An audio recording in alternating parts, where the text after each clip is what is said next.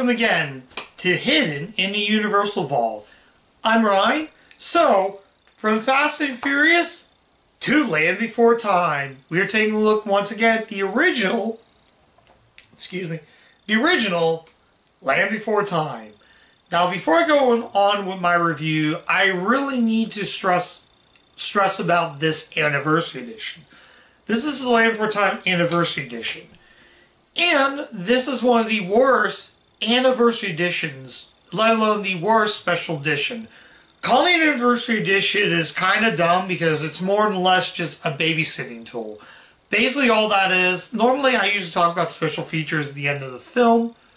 No, near the end of my review, but this is where I gotta talk about these special features because they're not special features. More or less you just get a sing-along song. You can listen to all the songs from the later films. I will cover them later. But you get a bunch of like unnecessary things like Jurassic Park Institute just teaching you about dinosaurs. Mostly it's about teaching dinosaurs and all that. I mean, come on, Universal. Give me at least a trailer or something like that. When I think of Anniversary Editions, I think trailers, make it a featurettes, deleted scenes, audio commentary. This is not what it is. So now I got away. Let's dive into The Land Before Time. The Land Before Time is a 1988 family movie. Now when I say family movie, because when we get to later films, I'll explain why. If you haven't seen it, I'm sure everybody has, but I want to review it on this channel. It follows the story of Littlefoot, who's just born. Basically, it shows all the dinosaurs and the evolution of dinosaurs and how they are born. So we're introduced to Littlefoot, who was just born, who lives with his mother, who doesn't have a father, I think, something like that. We're also introduced to a amount of characters that go into the series. Second, we're introduced to Sarah. I think it's SRDA, I think it's pronounced. So we're introduced to that character. And the bonds and trying to friendship, at first they don't like each other. But it all revolves around near the end of the film, but we'll get to that. We'll get to that soon. But, along the way, Littlefoot's voiced by Gabrielle Damon. I think that's who it is. And Sari, I think Candy, I can't think of her name, but we also get Will Ryan, Petrie. So we're introduced later in the film. I forgot to mention, we're introduced to Petrie, voiced by Will Ryan, and Ducky, who I don't know what species she is, voiced by the late Judith Barsley. I'll get into that later near the end of my review because I got to talk about that for that generation. But anyways, before I get to talk about that, but basically evolves around and it's sort of like a coming of age story. Basically all this is just an animated Stand By Me. It has the elements of Bambi crossed with Stand By Me. That sort of coming of age story and that kind of film. So if you've seen Stand By Me or Super 8 or any of those slice of life type movies. So basically in the beginning, his mother's fighting this dinosaur who, honestly, I gotta talk about the cover too. Let's talk about this dinosaur. That is not a dinosaur. And that's another problem with that is not as scary. I guess they didn't want to frighten little children. And all the other characters in this artwork are fine. I just don't understand that, so I don't know. Hopefully I can put that right there. Yeah. So it's a classic. I can't say much. It was also written by Judith Fayberger and Tony Gliss, I think are the people who write it.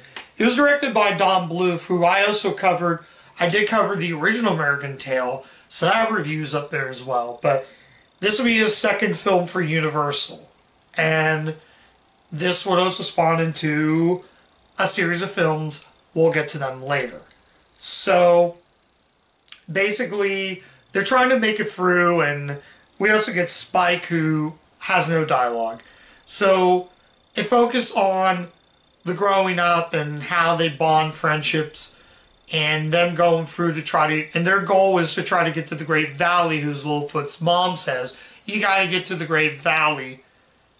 You gotta get to the Great Valley to basically complete your goal, something like that. So along the way, they keep fighting this dinosaur, this big old velociraptor. Now, a lot of people cried in the death of Littlefoot's mom. I didn't cry. I mean, sure, it's sad for like little kids, but when I watched this movie maybe at 7, 8, and I didn't cry. So, I don't know, I have a hard time. A movie has to really get to me. Like, I'll go to another film, Queen and Slim. That movie always made me cry. Very rare do any film make me cry at all in any film. And many years ago when my niece was 5, she watched this movie and she cried. And I said, it's okay, sweetie. If you can't handle it, we'll stop the film. But yeah, it's well made. The voice acting is really good.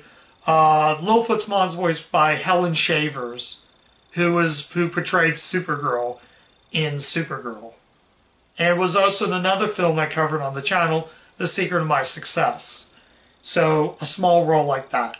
So, good animation, although my only problem is, sometimes the color timing is a bit off. Some characters will not look the exact color, but it has a lot of film grain. Now, film grain is a good thing in movies. Older movies need film grain. You don't want them DNR and smudge.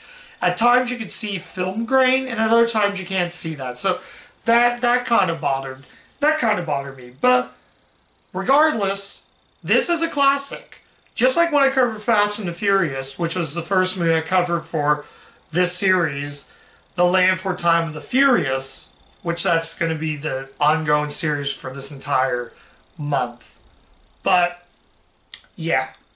But, now I'm going to say this. I'm going to get to the final verdict, and I'm going to get to the tragedy that happened. And it wasn't during the filming of this movie, but it was off filming of it. So, final verdict. Should you see Land for Time? Is the original Land for Time still good? Yes, this is a childhood classic. Well, it's not as good as Five Goes West, which still stands as my favorite Universal cartoon, but I can recommend this installment. Now, let's move on to the tragedy. On July 1988, Judith Barsley, who was the voice of Ducky, tragically died from a gunshot by her own father. It's all over the news. It is very tragic that happened. No child should get hurt. No child should ever get hurt, especially shot and killed with a 12-gauge Magnum.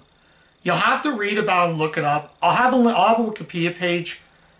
Yeah, I'm already getting very teary-eyed of this. I'll have a link in the Wikipedia page. Go read that.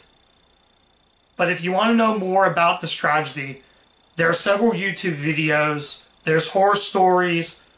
I didn't want to bring this up, but yeah, roughly at the age of 10. 10 years old. And funny enough, she passed the same age as Poltergeist star Heather O'Rourke.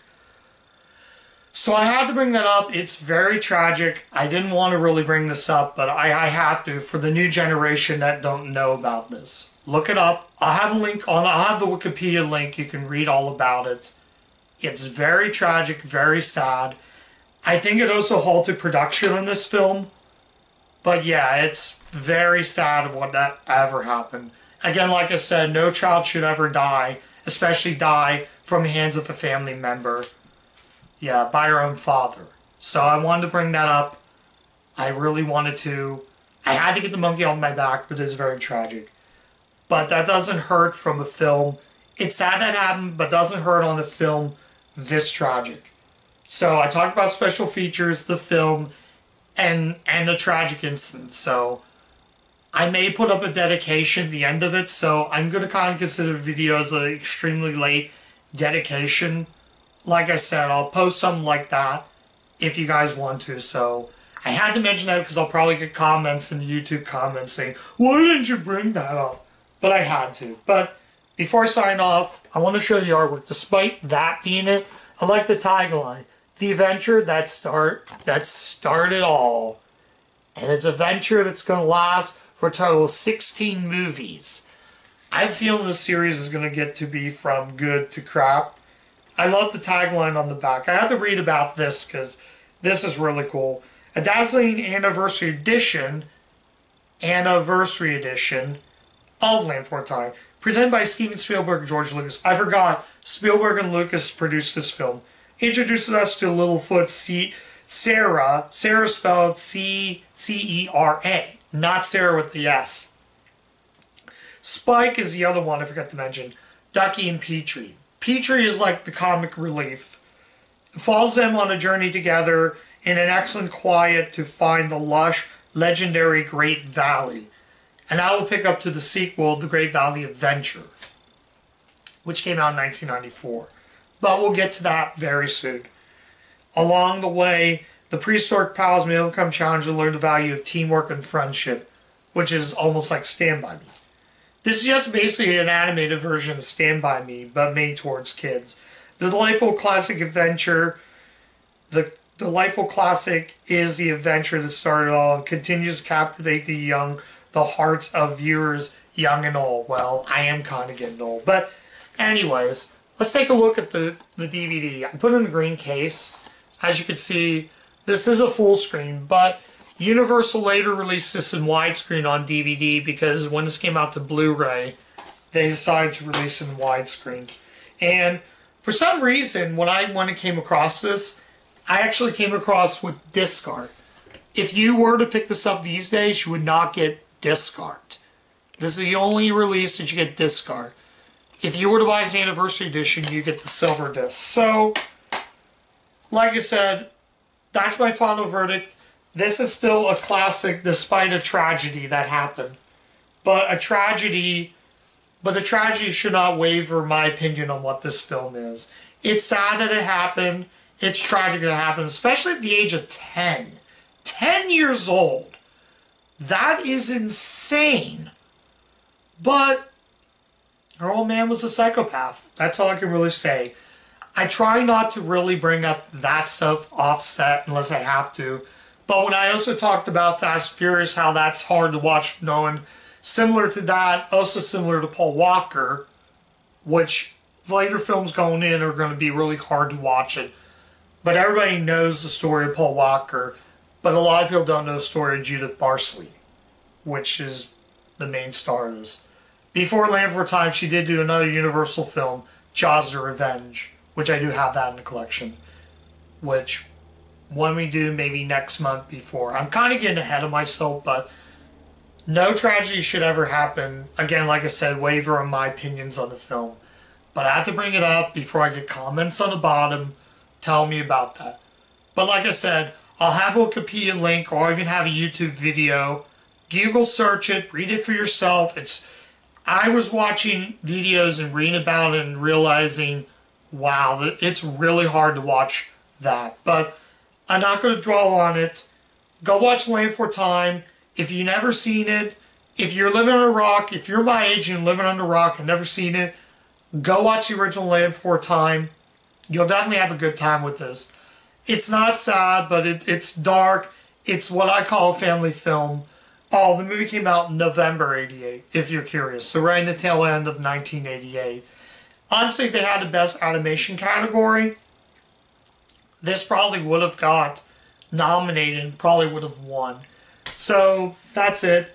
So, thank you so much for watching my review of Land Before Time. I kind of recording this really late, but I wanted to get something short in.